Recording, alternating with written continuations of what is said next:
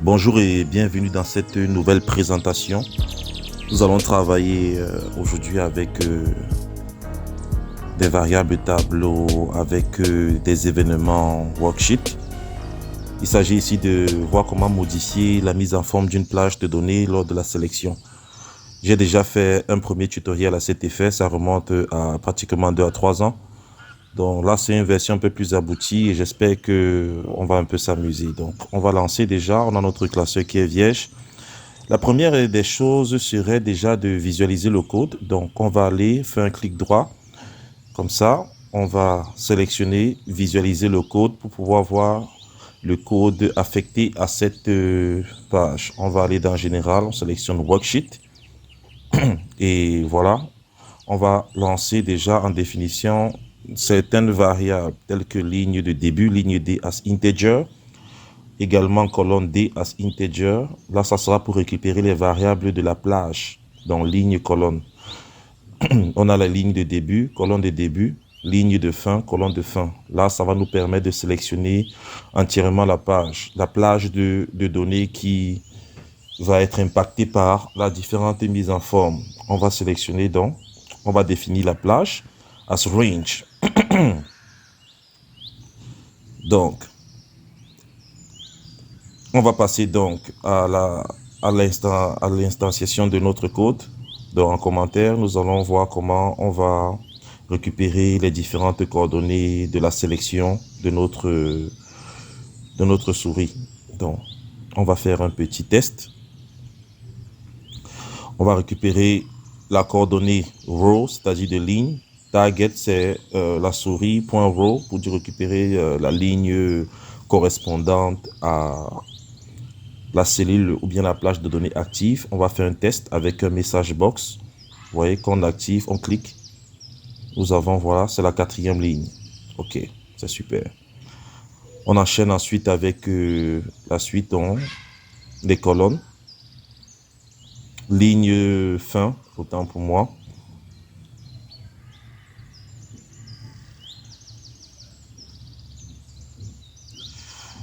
Target.row,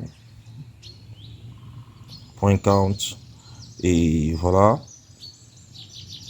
On va compter, si jamais on a sélectionné plage de données, on va devoir compter le nombre de cellules de la plage de données pour voir la dernière ligne correspondante.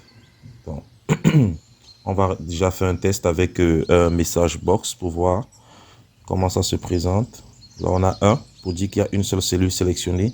Là, on aura 3 pour dire que c'est 3 cellules sélectionnées. Le prochain code va nous permettre de récupérer la dernière ligne de la plage de données. Donc, on va faire plus ligne D, moins 1.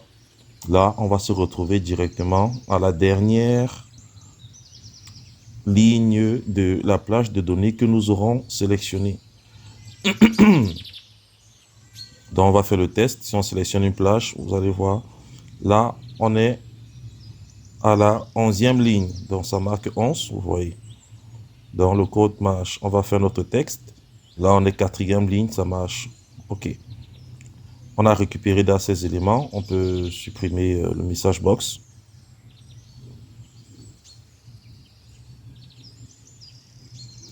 Nous allons continuer. On va faire pareil avec les colonnes. Donc,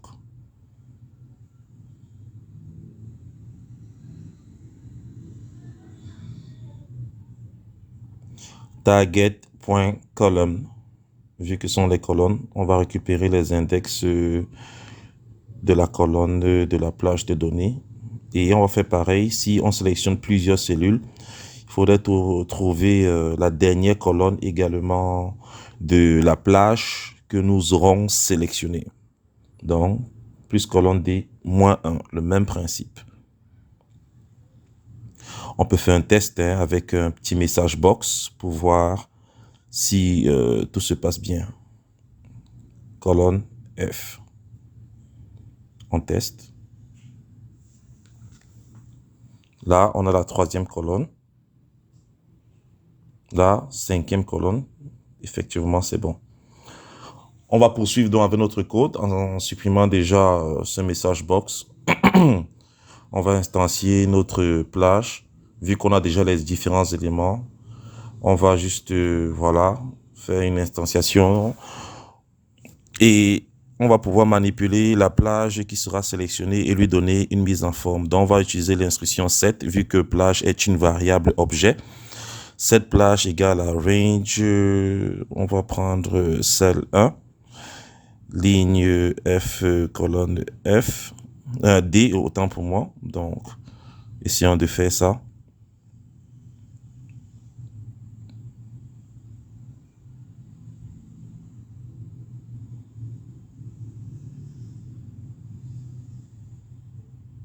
OK. Vu qu'on a déclaré notre variable objet, n'oubliez pas, il faut toujours la détruire lorsqu'on ne l'utilise plus. Ça permet de libérer la mémoire vive. Donc, on va appliquer maintenant une mise en forme à la plage. Donc, on sélectionne. Après, on applique une mise en forme. Pour ça, nous allons travailler avec une macro. On va enregistrer une macro qui va nous permettre de récupérer le code pour faire la mise en forme de la plage qui a été sélectionnée. Donc, c'est là où nous allons mettre le code. C'est pour ça que nous mettons en commentaire. Donc, on va enregistrer une macro. Comme ça, on va renommer la macro mise en forme. OK. On va sélectionner une cellule. Nous allons lui mettre une couleur, disons, jaune. Et on arrête la macro. On enregistre une deuxième macro qui permet de remettre la cellule dans son état initial. Donc, on va écrire OT mise en forme. Comme ça. Et on vient aucun remplissage et on stoppe la macro. Là, on a enregistré deux macros. Nous allons devoir exploiter ces macros. Se trouve dans module là, module 1. Vous voyez, on a nos deux macros qui sont là. Donc, on va supprimer déjà. Sélection range, on a, voilà. On a notre mise en forme qui est OK avec une sélection. On copie et on va juste faire un appel. Là, en bas, on va mettre call et on va mettre notre mise en forme. Là, c'est OK. On peut faire un test. Quand on sélectionne, voilà, la mise en forme est là. Mais on remarque que les autres cellules restent toujours actives. Donc, on va trouver un code qui va permettre de supprimer la mise en forme. On va mettre tout ça d'abord en commentaire comme ça pour pouvoir supprimer, remettre à niveau notre feuille de calcul.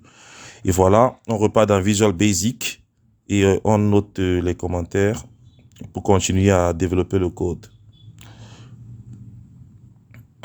Rappelez-vous, on est dans l'événement Selection Change, ce qui fait que lorsqu'on active une cellule, il y a un macro qui s'exécute. Il ne faut pas oublier ça. Donc, on va devoir déclarer deux variables publiques qui vont nous permettre de pouvoir récupérer l'adresse de la plage précédente. Donc, on va commencer avec un public plage précédente as range. Et une fois qu'on aura les coordonnées de la plage précédente, ça sera aisé pour nous de pouvoir effacer la mise en forme pour que la prochaine se mette automatiquement. On déclare aussi une variable tableau pour stocker les coordonnées de la plage précédente. Donc, en fin de procédure ici, on va instancier la variable tableau pour enregistrer les valeurs ligne D, ligne F, colonne D, colonne F, que nous allons remettre dans la variable plage de récupération et annuler l'ancienne mise en forme.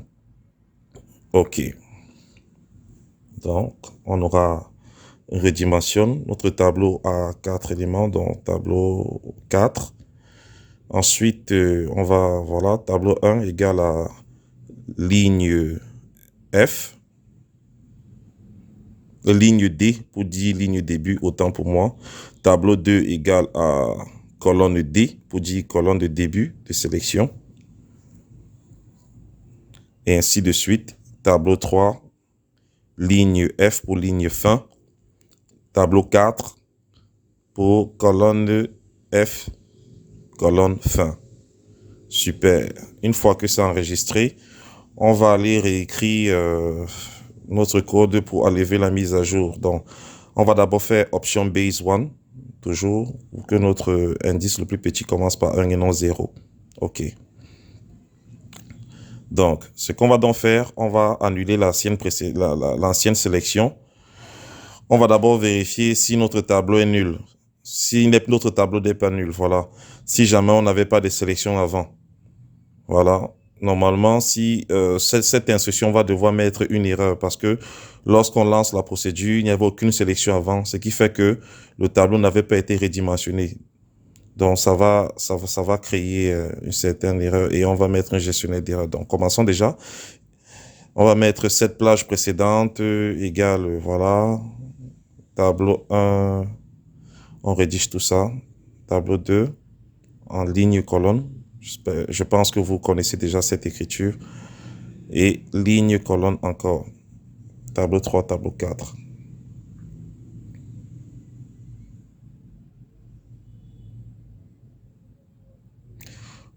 Oh, je pense qu'on a fait une erreur ici. Regardons, on peut voir ensemble où il y a l'erreur. Voyons voir la syntaxe. On prend l'orthographe là, plage précédente. On remet là, on voit si c'est là.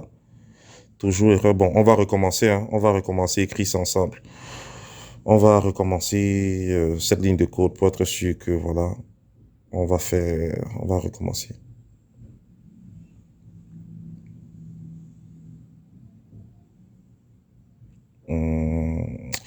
Recommençons donc. Range, on ouvre la parenthèse, on met cell 1 avec les coordonnées de la cellule qui sont tableau 1 pour la ligne début et tableau 2 pour colonne début. On ferme la parenthèse pour la cellule, virgule, on met encore cells, tableau 3 pour ligne fin et tableau 4 pour colonne fin. On ferme encore une parenthèse. Parenthèse de range, voilà, et c'est OK. Et on va faire un set plage précédente égale à nothing. Toujours. On va donc faire la mise en forme, on va ôter la mise en forme. Donc, point intérieur, qu'est-ce qu'on fait avec l'intérieur de la plage précédente? And if, on va aller copier le code et on va juste venir le coller ici, le code de la macro qui avait déjà été enregistré. Comme ça, CTRL-C et CTRL-V ici. On essaie d'équilibrer pour que ce soit un peu beau. Enfin, tabulation. OK. Bon, comme on a expliqué, en principe, voilà. Le tableau ne peut pas être instancié. On va donc mettre, voilà, une erreur va être produite automatiquement parce que, voilà, en entrée de procédure, comme ça, on n'a pas redéfini le tableau. On n'a pas donné de dimensions. Là, c'est quand on a cliqué la première fois sur cette feuille. Il n'y a pas de plage précédente. Donc, une erreur va se produire. On va faire une gestion, on va utiliser une gestion d'erreur avec l'instruction if error, resume next, on error, voilà, resume next pour dire que le code va continuer à fonctionner. Et après, quand on aura une deuxième sélection, ça va impliquer que nous aurons une précédente. Donc, le code va tourner sans souci. Donc là, on met ça en commentaire, comme ça, vous pouvez voir ça et récupérer et comprendre le code. Donc, on va mettre en error, resume next. Je pense que là, c'est bon. On va aller tester, hein. On va tester ça. Allons dans la feuille de calcul. Voilà, on fait une sélection. Vous voyez, c'est super. Même lorsqu'on fait une plage de données, vous voyez, ça, c'est super. On peut faire sélectionner une ligne, ça marche, plusieurs lignes, ça marche, et voilà. Donc, on s'est un peu amusé aujourd'hui. Voilà, nous sommes de retour, et je tiens à rappeler que nous avons évolué également dans nos prestations. Aujourd'hui, c'est Nebula 7 qui vient avec de très belles choses. On est passé de Strategic 6 à Nebula 7, et nous vous promettons de très belles choses. On aura un cycle assez constant de tutoriels. Et voilà, n'hésitez pas à partager au maximum. Laissez les commentaires. Si vous n'êtes pas encore abonné à la chaîne, abonnez-vous. Et voilà, si vous avez des sujets de tutoriels, n'hésitez pas à balancer. Prochainement, nous allons venir également, nous allons voir les tutoriels sur le Google Sheet. Google Data Studio. On va essayer de rendre cet environnement un peu plus consistant. Donc, je vous souhaite déjà bonne lecture et au revoir à la prochaine pour un nouveau tutoriel Nebula 7. Everything is possible right now. Yeah.